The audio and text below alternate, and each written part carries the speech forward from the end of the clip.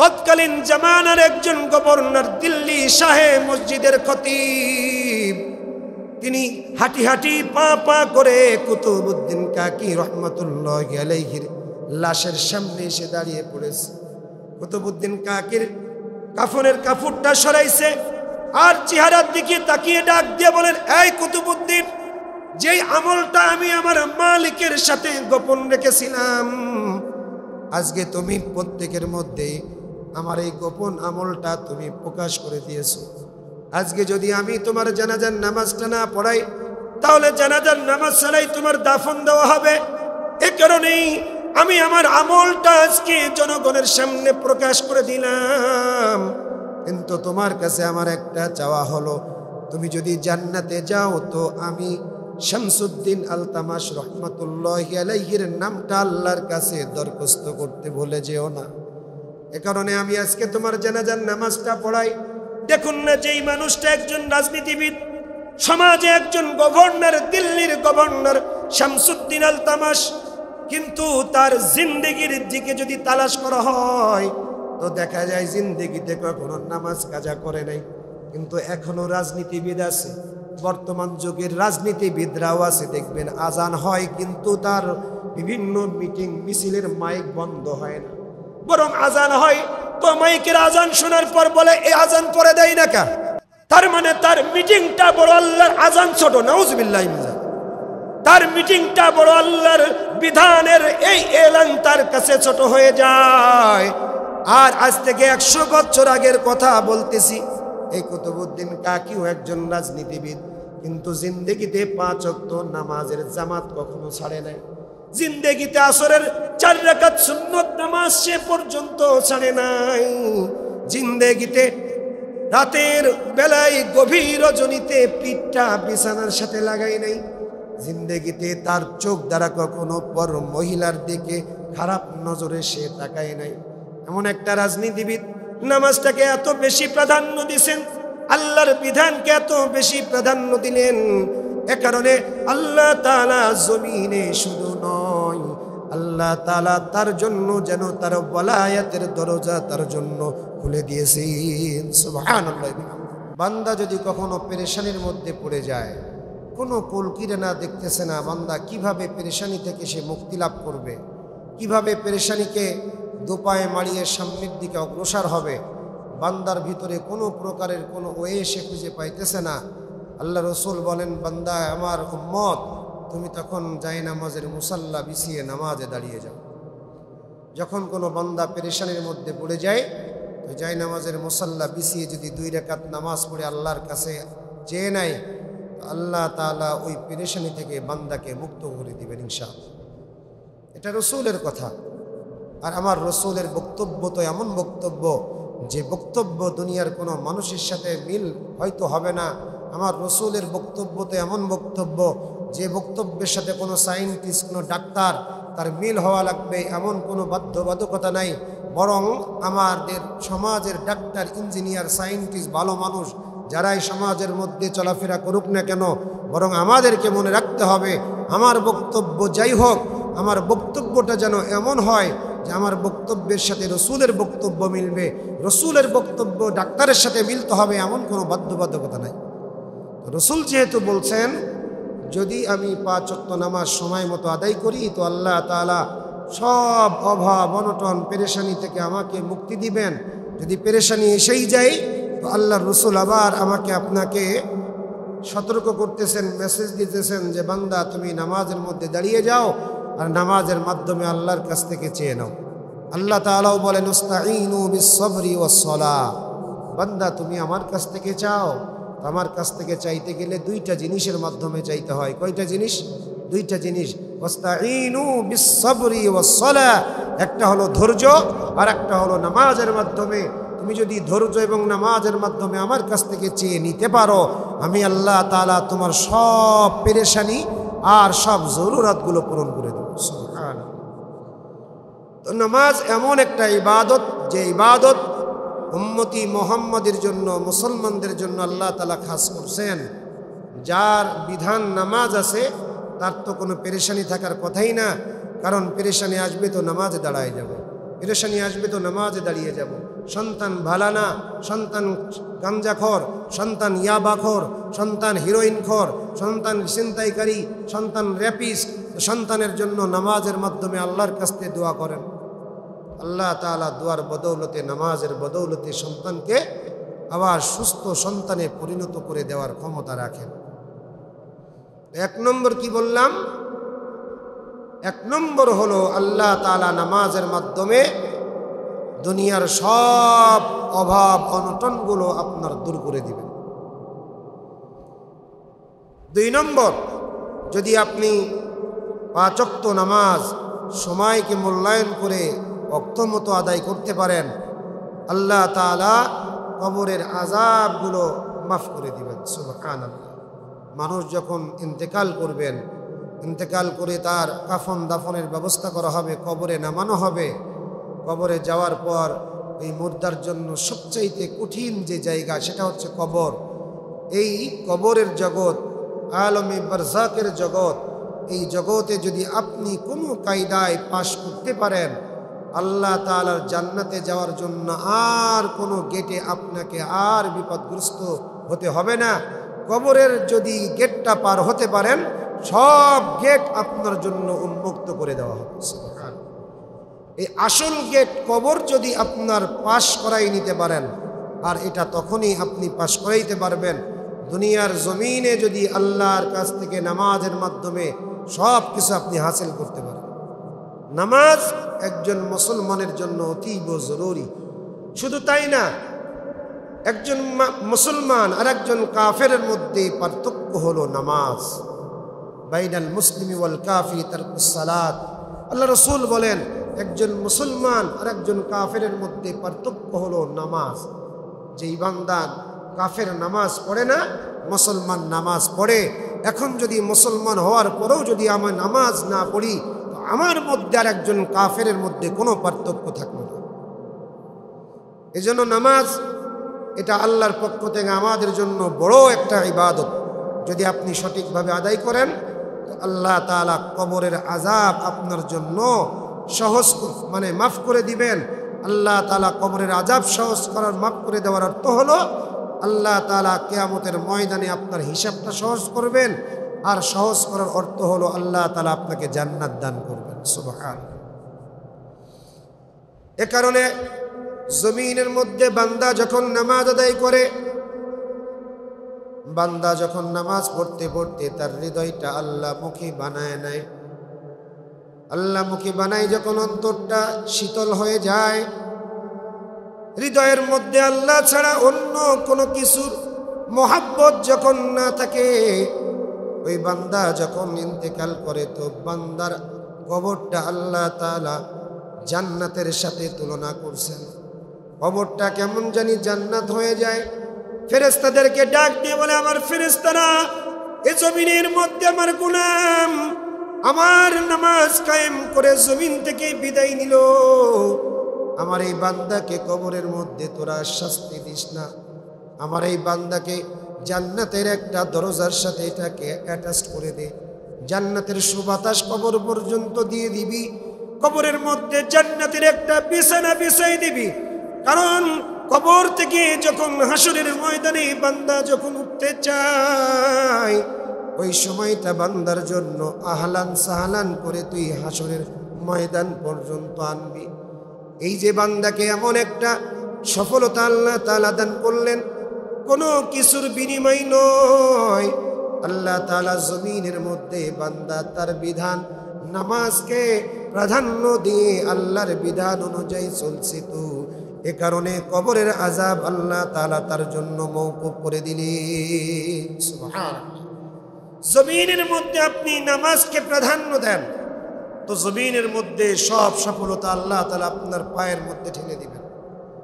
নামাজকে আমরা এমনভাবে নিয়েছি, এখন আজান হয়, মসজিদের আজান হয়, তো নিজের কাজের মধ্যে ব্যস্ত।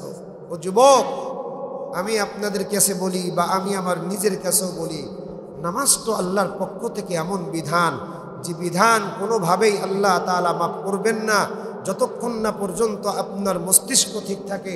যখন মস্তিষ্ক বিলীন হয়ে যাবে, স্মৃতিশক্তি নষ্ট হয়ে যাবে, ওই মুহূর্তর আগ পর্যন্ত নামাজ আপনার জন্য কোনো মাপ নাই।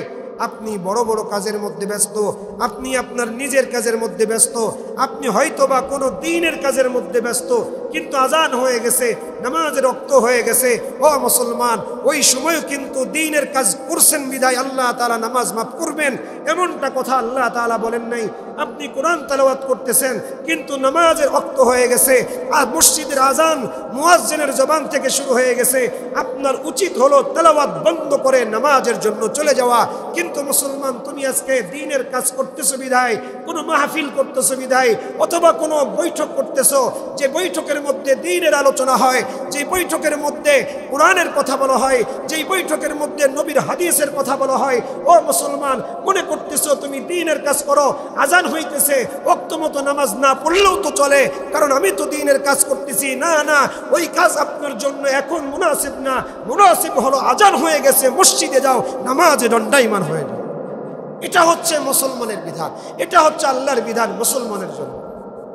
নামাজ কোন দ্বীনের কাজ করার পরও আজান যখন হয়ে যাবে, ওয়াক্ত মতো নামাজ পড়া একজন মুসলমানের জন্য অতীব জরুরি কর্তব্য, করতেই হবে। কিন্তু আমরা মুসলমান নামাজটাকে বুড়ি আঙ্গুল দেখায়। আল্লাহর কাছে দোয়া করি, আল্লাহ তুমি আমার ব্যবসার মধ্যে উন্নতি দাও, কিন্তু আমি 5 ওয়াক্ত নামাজ পড়ি না। বিপদের মধ্যে পড়লে আল্লাহকে ডাকি, আল্লাহ বিপদ থেকে উদ্ধার করো, কিন্তু জীবনের দিকে তাকাইলে দেখা যায় মসজিদে জুমআর নামাজ পর্যন্ত আসতে চায় না। এমন অনেক আল্লাহর গোলাম আছে, কিন্তু বিপদে পড়লে আল্লাহকে ডাকে। আমাদের মতো নিমক হারাম, আমাদের মতো মুনাফিক, এই শ্রেণীর মানুষদের মতো নিমক হারাম আর নিমক হারাম মার্কা মুসলমান জমিনের মধ্যে খুঁজে আর পাওয়া যাবে না। যে আমি সব কিছু আল্লাহর তা গ্রহণ করতেছি, আমাকে পড়াইতেছে যেই মালিক, আমাকে খাওয়াইতেছেন যেই মালিক, আমার সব সফলতার পিছনে যেই মালিকের হাত, আমার বিবি বাল বাচ্চা, আমার পরিবার, আমার সন্তানাদি, আমার পিতা মাতা, সব কিছুর পিছনে যেই মালিকের, যেই রবের হাত, আমি সেই রবের কথাগুলো মানতেছি না, কিন্তু বিপদে পড়লে আমি রবকে ডাকতেছি। আমাদের মতো নেমক হারাম মুসলমান জমিনের মধ্যে আর খুঁজে পাওয়া যাবে। যুবক, কোন দিকে দৌড়াইতেছি আমরা? কোন দিকে দৌড়াই? নিজের দিলের কাছে প্রশ্ন রাখলে আমরা জবাব পেয়ে যাব। আমরা কোন দিকে দৌড়াই? আমার মুরব্বী যদি আমাকে ডাক দেয়, তো শীতের রাতে, গভীর রাতে উঠে মোটরসাইকেল পিকআপ দিয়ে আমি আমার মুরব্বীর বাড়িতে চলে যাই, নেতার বাড়িতে চলে যাই। নেতা ডাকছে তো, এ কারণে যেতে হবে, না হলে আমাকে শেল্টার দেবে কে? ও মুসলমান, আমরা তো এখনো পর্যন্ত আল্লাহর শক্তির উপরে বিশ্বাস স্থাপন করতে পারি নাই। আমাদের দিলের মধ্যে এখনো এরকম ভাবি আমরা যে নেতা যদি কথা না মানি তাহলে নেতা আমাকে ঘায়েল করতে পারে। মনে রাখতে হবে, আল্লাহ তাআলা যদি আপনাকে সহি সালামত রাখতে চায়, পৃথিবীর কোনো নেতা, রাজা, বাদশাহ আপনাকে চুল পরিমাণ ক্ষতি করার ক্ষমতা রাখে না। এই বিশ্বাস আমাদের দিলের মধ্যে নাই। এ কারণে নেতার কথা মানি আমরা, আল্লাহর কথা মানি না। এ কারণেই রাত 3টার সময় উঠে শীতের রজনীতেও নেতাকে রিসিভ করতে যায় এয়ারপোর্টে, কিন্তু রাত 4টের সময় বা 5টার সময় উঠে ফজরের নামাজের জন্য আমরা আর উঠতে পারি না। তোমার নেতা একদিন বলছে তাই তুমি উঠলা, কিন্তু তুমি নিজের কাছে প্রশ্ন করো, আমি নিজের কাছে প্রশ্ন করি, কয়দিন রাতের বেলায় গভীর রজনীতে আমার মালিকের ডাকে সাড়া দিয়ে যাই নামাজের মুসল্লাই দাঁড়িয়ে মালিকের কদমে আমি আমার কপাল ঠেকছি।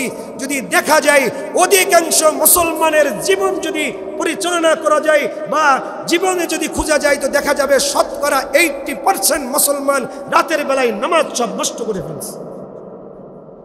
অথচ আল্লাহ তাআলা আপনাকে ডাকতেছেন, ও গোলাম আসো না, অনেক তো ঘুমাইছো, ওঠো, আমার কদমে মাথা দাও, তোর যা কিছু আছে আমার কাছে বল না, আমি আল্লাহ তাআলা সব তোর চাওয়াগুলোকে পূরণ করে দেব। আল্লাহ তাআলার এই কথাগুলোকে আমার কানে হয়তো শুনি না, কিন্তু রসুল যেহেতু বলছেন তাহলে মিথ্যা তো হতে পারে না। মিথ্যা হবে ভাইজান বলেন? মিথ্যা তো হতে পারে না। রসুল যেহেতু বলছেন, আল্লাহ তাআলা আসমানে এসে আমাকে ফজর পর্যন্ত ডাকতে থাকে।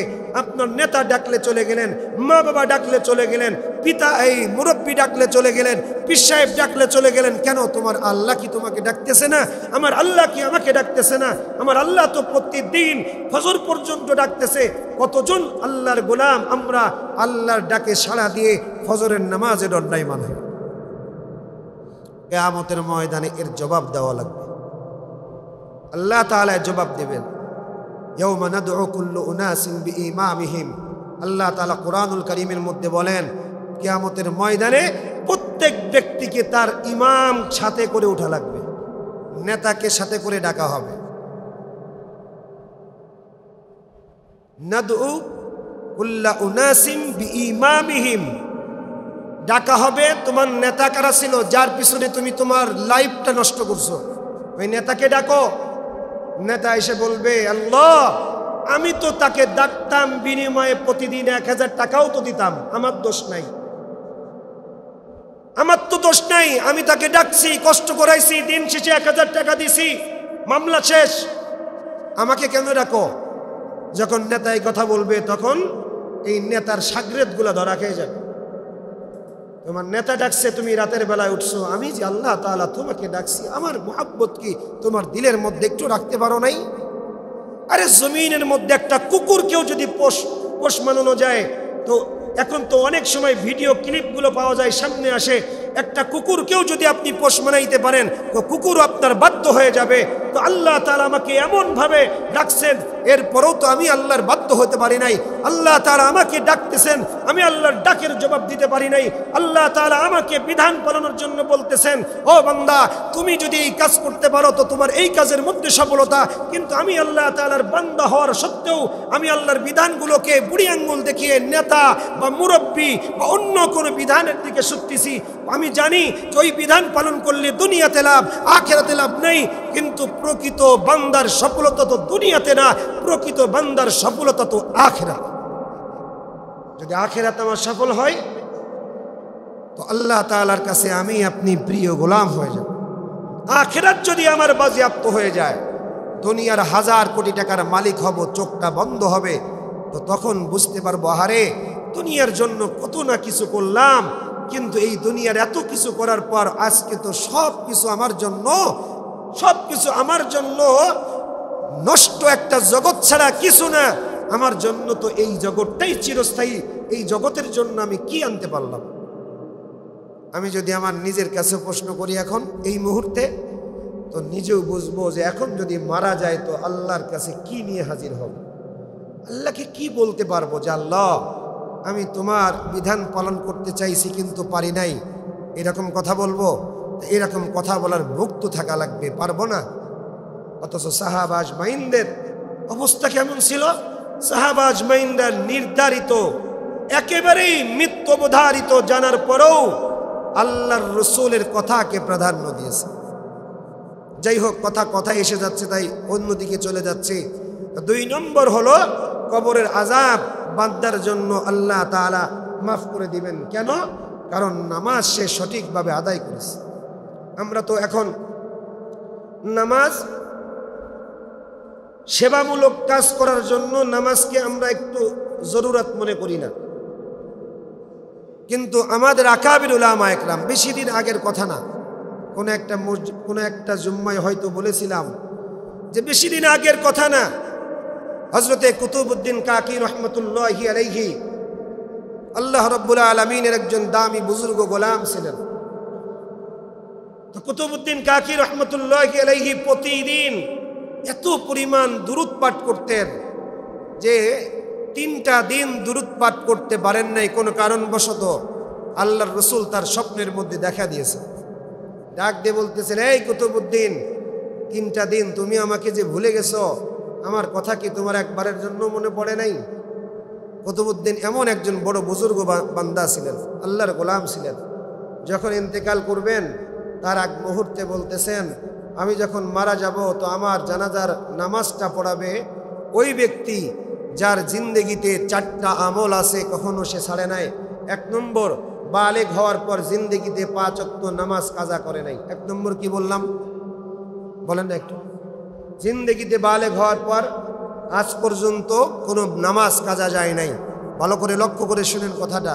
2 নম্বর, আসরের সুন্নত নামাজ যার কখনো ছাড়া হয় নাই, তার মানে আসরের ফরজ নামাজ আমরা পড়ি, আসরের একটা সুন্নতে গায়রি মুআক্কাদা সুন্নত নামাজ আছে, যেই নামাজ পড়লে সওয়াব হবে, না পড়লে গুনাহ নাই। উনি বলতেছেন আসরের 4 রাকাত সুন্নত নামাজ যে ছাড়ে নাই। 3 নম্বর, জিন্দেগিতে কখনো সে বিছানায় রাতের বেলায় গভীর রজনীতে তার পিঠ বিছানার সাথে লাগায় নাই। মানে কি? মানে গভীর রাতে সে নামাজে দাঁড়াইছে। আর সর্বশেষ 4 নম্বর হলো, সেই বালেগ হওয়ার পর তার এই চোখ কখনো পর নারীর দিকে খারাপ দৃষ্টিতে তাকায় নাই। এই 4টা গুণ যার মধ্যে পাবা, তার দিয়ে আমার জানাজার নামাজটা পড়াবো। হযরতে কুতুবউদ্দিন কাকি রহমাতুল্লাহি আলাইহি ইন্তেকাল করলেন। কয়েকদিন পর যখন এলাকার মধ্যে সংবাদ পৌঁছে গেছে কুতুবউদ্দিন কাকি নাই, তার মুরিদগুলা কুতুবউদ্দিন কাকির জানাজার নামাজে একত্রিত হয়ে গেছে। জানাজার নামাজটা শুধু ছোট্ট কোনো ময়দান নয়, দিল্লির শাহী জামে মসজিদের পাশে বড় একটা মাঠ, এই মাঠটা ভরপুর হয়ে গেছে। কিন্তু কুতুবউদ্দিন কাকির ওই শাগরেদ জানাজার নামাজের মধ্যে দাঁড়িয়ে বলতেছেন, এই আগত মুসলমান, আল্লাহর পয়গম্বরের একজন উম্মত কুতুবউদ্দিন কাকি আমাকে জানিয়ে গেছেন তার জানাজার নামাজটা অমুক ব্যক্তির দ্বারাই পড়ানো হবে। যেই ব্যক্তির মধ্যেই 4টা জিনিস পাওয়া যায়, সেই ব্যক্তি যদি এই জানাজার নামাজে যদি একত্রিত হয়ে থাকো, সামনে এসে যাও।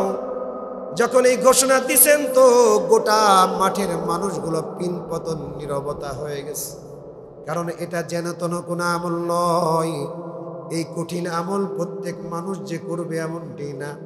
কিন্তু দেখা গেল পিনপতন নীরবতা ভেঙে একজন আল্লাহর গোলাম জানাজার ভিতর থেকে হাঁটি হাঁটি পা পা করে কুতুবউদ্দিনের সামনে চলে আসলো। যে মানুষটা আসলো সেই মানুষটা আর কেউ না, সেই মানুষটা হযরতে আনিস শরফুদ্দিন রহমাতুল্লাহি আলাইহি, যে কিনা দিল্লির শাহে জামে মসজিদের একজন খতিব। যেই মানুষটা হলো দিল্লির একজন গভর্নর, রাজনৈতিক একজন ব্যক্তিত্ব, তৎকালীন জামানার একজন গভর্নর, দিল্লি শাহে মসজিদের খতিব। তিনি হাঁটি হাঁটি পা পা করে কুতুবউদ্দিন কাকি রহমাতুল্লাহি আলাইহির লাশের সামনে এসে দাঁড়িয়ে পড়েছে। কুতুবউদ্দিন কাকির কাফনের কাপড়টা সরাইছে আর চেহারার দিকে তাকিয়ে ডাক দিয়ে বলেন, এই কুতুবউদ্দিন, যেই আমলটা আমি আমার মালিকের সাথে গোপন রেখেছিলাম, আজকে তুমি প্রত্যেকের মধ্যে আমার এই গোপন আমলটা তুমি প্রকাশ করে দিয়েছো। আজকে যদি আমি তোমার জানাজার নামাজটা না পড়াই, তাহলে জানাজার নামাজ ছাড়াই তোমার দাফন দেওয়া হবে। এ কারণেই আমি আমার আমলটা আজকে জনগণের সামনে প্রকাশ করে দিলাম। কিন্তু তোমার কাছে আমার একটা চাওয়া হলো, তুমি যদি জান্নাতে যাও তো আমি শামসুদ্দিন আলতামাশ রহমাতুল্লাহি আলাইহির নামটা আল্লাহর কাছে দরখাস্ত করতে ভুলে যেও না। এ কারণে আমি আজকে তোমার জানাজার নামাজটা পড়াই। দেখুন না, যেই মানুষটা একজন রাজনীতিবিদ, সমাজে একজন গভর্নর, দিল্লির গভর্নর শামসুদ্দিন আলতামাশ, কিন্তু তার জিন্দেগির দিকে যদি তালাশ করা হয় তো দেখা যায় জিন্দেগিতে কখনো নামাজ কাজা করে নাই। কিন্তু এখনো রাজনীতিবিদ আছে, বর্তমান যুগের রাজনীতিবিদরাও আছে, দেখবেন আজান হয় কিন্তু তার বিভিন্ন মিটিং মিছিলের মাইক বন্ধ হয় না, বরং আজান হয় তো মাইকের আজান শোনার পর বলে এই আজান পরে দেয় না কা। তার মানে তার মিটিংটা বড়, আল্লাহর আজান ছোট। নাউজুবিল্লাহ, তার মিটিংটা বড়, আল্লাহর বিধানের এই এলান তার কাছে ছোট হয়ে যায়। আর আজ থেকে 100 বছর আগের কথা বলতেছি, এই কুতুবউদ্দিন কাকিও একজন রাজনীতিবিদ, কিন্তু জিন্দেগিতে 5 ওয়াক্ত নামাজের জামাত কখনো ছাড়ে নাই। জিন্দেগিতে আসরের 4 রাকাত সুন্নত নামাজ সে পর্যন্ত ছাড়ে নাই। জিন্দেগিতে রাতের বেলায় গভীর রজনীতে পিঠটা বিছানার সাথে লাগাই নাই। জিন্দেগিতে তার চোখ দ্বারা কখনো পর মহিলার দিকে খারাপ নজরে সে তাকায় নাই। এমন একটা রাজনীতিবিদ নামাজটাকে এত বেশি প্রাধান্য দিয়েছেন, আল্লাহর বিধানকে এত বেশি প্রাধান্য দিলেন। এ কারণে আল্লাহ তাআলা জমিনে শুধু নয়, আল্লাহ তাআলা তার জন্য যেন তার ওয়ালায়াতের দরজা তার জন্য খুলে দিয়েছেন। সুবহানাল্লাহ। এই জন্য নামাজকে বেশি প্রাধান্য দেওয়া। আল্লাহ তাআলা আমাদেরকে কবুল করুন, সকলে বলে আমিন। 3 নম্বর পুরস্কার, আল্লাহ তাআলা ডান হাতে তার আমলনামা হাসরের ময়দানে দান করবেন। যারা জমিন থেকে খারাপ বা আল্লাহর বিরোধী কাজ করে যখন কবরে আসবে, জাহান্নামী বান্দা, আল্লাহ তাআলা তাদের আমলনামা দিবেন বাম হাতে। কিভাবে? এই বাম হাতটা বুক থেকে ছিদ্র করে ভিতর থেকে বের করে পিছন দিকে আল্লাহ তাআলা আমলনামা দিবেন। কতটা কষ্ট হতে পারে?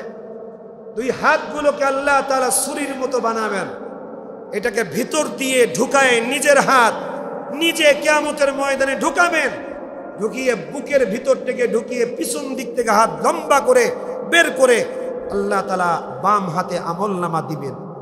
যারা বাম হাতে আমলনামা পাবে এই মানুষগুলো চিরস্থায়ী জাহান্নামী হয়ে যাবে।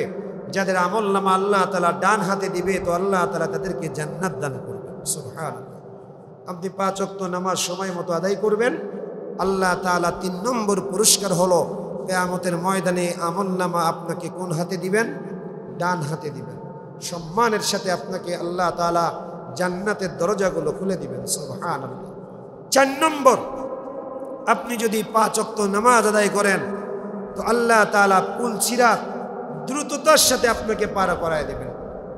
মনে রাখবেন একটা কথা অত্যন্ত জরুরি, আল্লাহ তাআলা শহীদ, ওলি, সাদিকিন, মুত্তাকিন, মুসলিহিন, নবী প্রত্যেক ব্যক্তিকে তো জান্নাতে দিবেন, কিন্তু আল্লাহ তাআলা পুল সিরাত না পার করিয়ে কাউকেই জান্নাতে দিবেন না। এটা মাথায় রাখবেন। যাদেরকে আল্লাহ তাআলা জান্নাতে দিতে চায় আল্লাহ তাআলা নিজ কুদরতে তাদেরকে পুল সিরাতটা দ্রুততার সাথে পার করায় দিবেন, এটা আল্লাহর দায়িত্ব। কিন্তু যাদের ঈমান দুর্বল, যারা আল্লাহর দ্রোহিতায় লিপ্ত, যারা আল্লাহর বিধানকে বুড়ি আঙ্গুল দেখায়, তারা মারা যাবে। আল্লাহ তাআলা পুল সিরাত পার করানোর সময় দেখা যাবে কেউ অল্প একটু যাওয়ার পর পুল সিরাত মানে এই পোল বা ব্রিজ, এই ব্রিজের থেকে পড়ে যাবে, তো নিচেই তো জাহান্নাম। কত আল্লাহর গোলাম দেখা যাবে, বড় বড় আলেম, বড় বড় পীর সাহেব, বড় বড় হাস্তি, কিন্তু পুল সিরাত থেকে নিচেই পড়ে যাবে।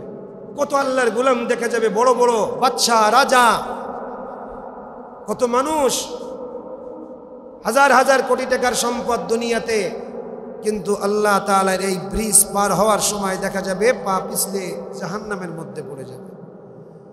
হযরত ওমর ইবনে আব্দুল আজিজ রাহমাতুল্লাহি আলাইহি তার বাদশাহীর জিন্দেগিতে, সে যখন আমিরুল মুমিনিন অর্থাৎ ওমর ইবনে আব্দুল আজিজ রাহমাতুল্লাহি আলাইহি, তার জামানার ঘটনা, তার একজন দাসী ছিলেন। সে দাসীটা স্বপ্ন দেখতেছেন যে কিয়ামত সংঘটিত হয়ে গেছে।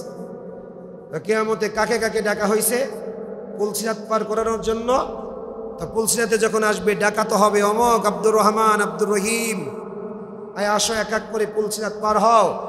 তো দাসী ওমর ইবনে আব্দুল আজিজকে ডাক দিয়ে বলতেছে, বলো না কে পুল সিরাতে পার হয়েছে, তুমি দেখছো, বলো। ও নামগুলো বলতেছে, কিতাবের মধ্যে, তারিখের কিতাবের মধ্যে আসছে। বলে আমি যখন দেখলাম কিয়ামত সংঘটিত হয়ে গেছে, তো এক এক করে আল্লাহ তাআলা পুল সিরাত পার করতেছেন। প্রথম ডাকা হলো আব্দুল মালিক ইবনে মারওয়ানকে। আব্দুল মালিক ইবনে মারওয়ানকে যখন ডাকা হলো, তো আমি দেখলাম কিছু দূর যাওয়ার পর সে ব্রিজ থেকে পড়ে যেয়ে জাহান্নামের মধ্যে পড়ে গেছে। ওমর ইবনে আব্দুল আজিজ ডাক দিয়ে বলে, এবার কাকে ডাকা হয়েছে? বলে এবার মারওয়ানের সন্তান ওলীদ ইবনে মারওয়ানকে ডাকা হলো। ওলীদ ইবনে মারওয়ানও যখন পুল সিরাতের উপরে উঠছে, তো 2 কদম যাওয়ার পর দেখলাম সেও পুল সিরাত থেকে নিচেই নেমে জাহান্নামে চলে গেছে। ওমর ইবনে আব্দুল আজিজ ডাক দিয়ে বলে, দাসী রে, এবার বললে কাকে আল্লাহ তাআলা ডাক দিলেন? বলেন এবার তার আরেকটা সন্তান হযরতে সুলাইমান ইবনে মারওয়ানকে ডাক দিল। যখন সুলাইমান ইবনে মারওয়ান পুল সিরাতের মধ্যে দাঁড়াইছে, তো আস্তে আস্তে সেও পা পিছলে জাহান্নামের মধ্যে পড়ে গেছে। ওমর ইবনে আব্দুল আজিজ ডাক দিয়ে বলে, এবার কাকে ডাকা হলো? দাসী এবার ডাক দিয়ে বলেন, ওগো ওমর ইবনে আব্দুল আজিজ, এইবার আর কাউকে ডাকা হয় নাই, আপনাকে ডাকা হলো।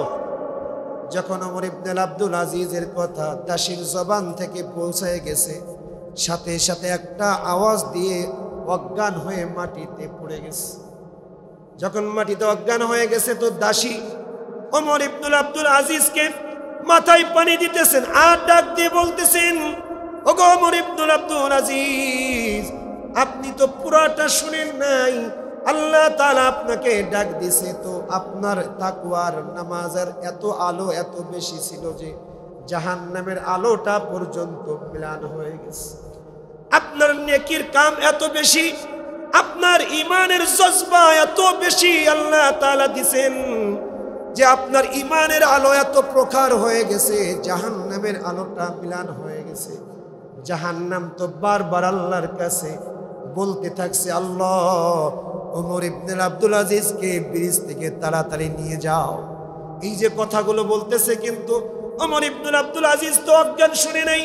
যখন পানি দিয়ে তাকে জ্ঞান ফিরানো হলো, ওমর ইবনে আব্দুল আজিজ দাসীকে আবার ডাক দিয়ে বলে, দাসী রে, তুই তো আমাকে বললি না আল্লাহ তাআলা আমাকে কি বলছে?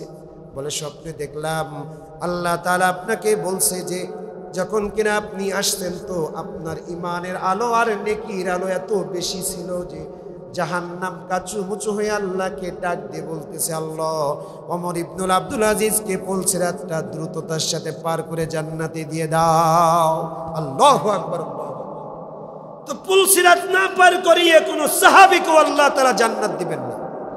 হ্যাঁ, আল্লাহ তাআলা নিজ দায়িত্বে ঈমানদারদেরকে পার করাবেন।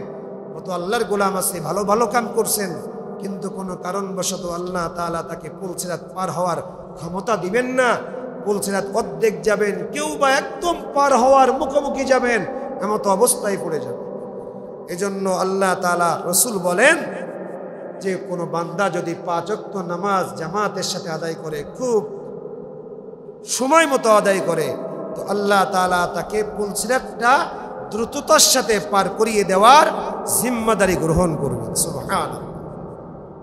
আর 5 নম্বর পুরস্কার হলো আল্লাহ তাআলা তাকে এই 5 ওয়াক্ত নামাজি যারা হবে, আল্লাহ তাআলা এই 5 ওয়াক্ত নামাজের মুহাব্বতে তাদেরকে পুরস্কার 5 নম্বর দিবেন, বিনা হিসাবে জান্নাতে প্রবেশ করায় দেবেন। সুবহানাল্লাহ।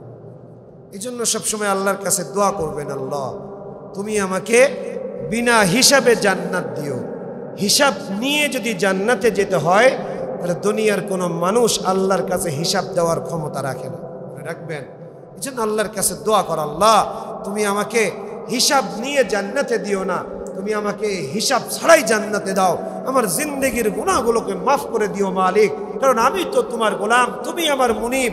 আমি তোমার কাছে চাবো না তো কার কাছে চাবো?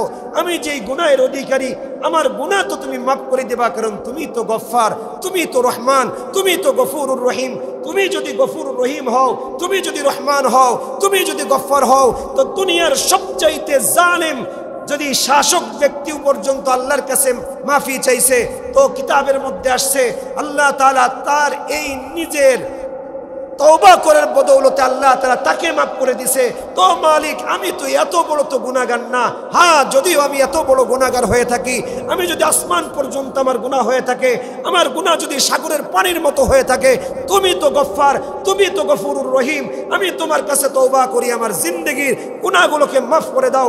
আল্লাহর রাসূল বলেন, বান্দা যদি এরকম ভাবে আল্লাহর কাছে চায়, তো আল্লাহ তাআলা ফেরেশতাদেরকে সাক্ষী রেখে ওই বান্দার জিন্দেগির तमाम গুনাহগুলোকে মাফ করে দেয়। সুবহানাল্লাহর আওয়াজ দিলেন না? আল্লাহু আকবার। আমরা এত বখিল কেন? সুবহানাল্লাহ বলবেন তো জবানের হক আদায় হয়ে যায়। আল্লাহ তাআলা আমাদের সকলকে 5 ওয়াক্ত নামাজ জামাতের সাথে আদায় করবার তৌফিক দান করুন। আল্লাহ তাআলা আমাদের সকলকে আজান হলেই যেন আজানের দাম দিয়ে, নামাজের প্রাধান্য দিয়ে যেন আমরা নামাজ আদায় করতে পারি। আল্লাহ তাআলা আমাদের সেই তৌফিক দান করুন। সকলেই বলে আমিন।